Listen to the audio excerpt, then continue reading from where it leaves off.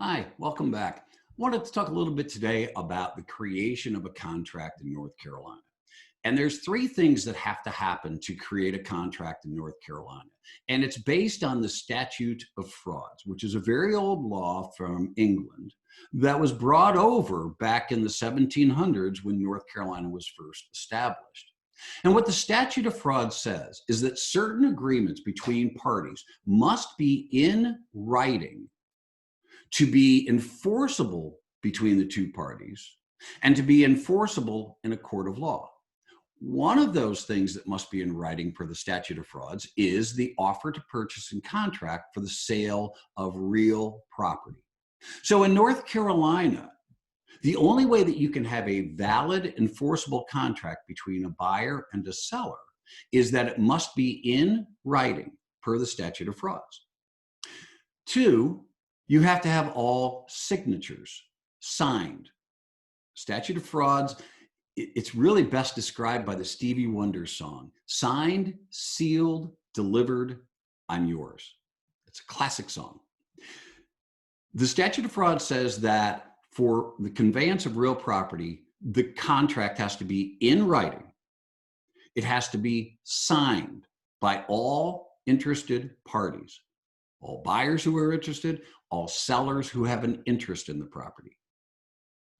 That includes, by the way, if it is a marriage, then even if only one spouse is on the deed, the other spouse has what's called a marital interest, and they have to sign. It's the classic, it can take one to buy, but two to sell. Because both the husband and the wife will have to sign, even if the wife is the only name on the deed proving ownership, the husband has a marital interest in the property. So it has to be signed by all parties. It has to be sealed, i.e., no more changes. All parties agree to the terms of the offer. And finally, it has to be delivered, i.e., communicated. What has to be communicated? The fact that the last party signed. So if a buyer makes an offer to the seller and the seller signs the offer, we're not under contract yet. But the moment that the listing agent picks up the phone and calls the buyer or the buyer's agent and notifies them that we are under contract, then you are officially under contract. But the statute of frauds is very clear that communication has to occur before you can form a binding contract between the two parties. And in North Carolina, agent equals client, client equals agent. So if I communicate to the agent, it's the same as communicating to the client. So let me give you an example of how this would unfold. A buyer makes an offer.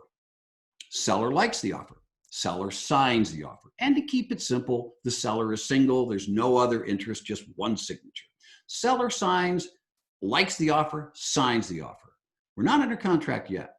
Seller notifies his agent, the listing agent, that he has signed it. We're still not under contract because although agent equals client, client equals agent, what happened is essentially because the seller told his agent, essentially the seller told himself that he just agreed to the terms of the contract.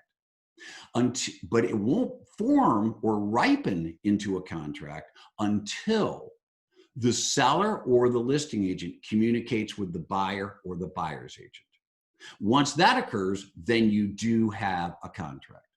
That communication can take any reasonable form because, again, you're not required to transmit the completed contract to the other party to create a contract. It's a good idea to do that so everybody has a complete copy, but that's not required to create a contract. What is required is that the last signer, in this case the seller, communicates to the other party that they have signed. And that communication can be a phone call to the buyer's agent. It could be a text message to the buyer's agent. It could be they fax the completed contract to the buyer's agent. It could be an email. It doesn't have to be in writing. The communication does not have to be in writing, but it does have to occur. Now, a couple of things on that. There is what's called UETA. UETA stands for Uniform Electronic Transaction Act. And it applies in North Carolina. It's a North Carolina law. And what UETA essentially says is that electronic forms are equivalent to being in writing, which is required by the statute of frauds. So creating a contract between a buyer and the seller purely electronically using some software that allows communication to occur, that allows the parties to sign electronically under UETA, that is considered in compliance with the statute of frauds. And so as long as communication has occurred that all parties have signed, you have a valid contract. And again, that communication can be oral or it can be in writing. In either case, something else that's important to understand because of UETA is this.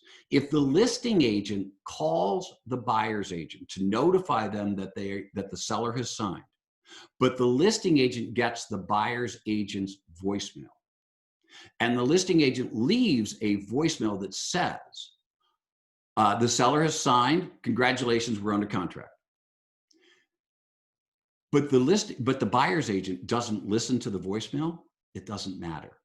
The fact that it is on the voicemail of the buyer's agent and the fact that it is available for the buyer's agent to listen to, you have created a binding contract. They don't have to have listened to the voicemail to have created a contract. It just has to be on their voicemail server. The same is true with an email. If the listing agent emails the buyer's agent and says, seller has signed, congratulations, we're under contract, but the buyer's agent doesn't read the email, it doesn't matter. As long as it is sitting on the buyer's agent's server, available for the buyer's agent, then they are under contract. So it's important to remember that as both a buyer and a seller, that you do not have a contract until it has been communicated that all parties have signed. If in fact this happens, buyer makes an offer to the listing agent presents it to the seller. Seller says, I like it. I will sign the offer when I get home from work, but I love it. Let the buyer know I love it and we're going to accept it. The listing agent would be very wise to be very careful how they phrase that to the buyer's agent. Because if they call the buyer's agent and say, hey, congratulations, seller said they accepted your offer. They didn't. Remember, until they have signed it and it's been communicated, no contract has been formed. And here's where that can be a problem. The buyer's agent then calls the buyer and says, hey, seller accepted your offer, congratulations. Only to find out that when the seller gets home, another offer has been presented and the seller likes that offer better. In that case, the seller is under no obligation, even though they said they like the first offer, they're under no obligation to accept that first offer unless they just morally and ethically want to. They're legally under no obligation to accept that first offer. They can go ahead and accept the second offer. And now that first buyer who thought they were under contract isn't. So we want to be very, very careful when we are communicating and who we are communicating with and what we are saying.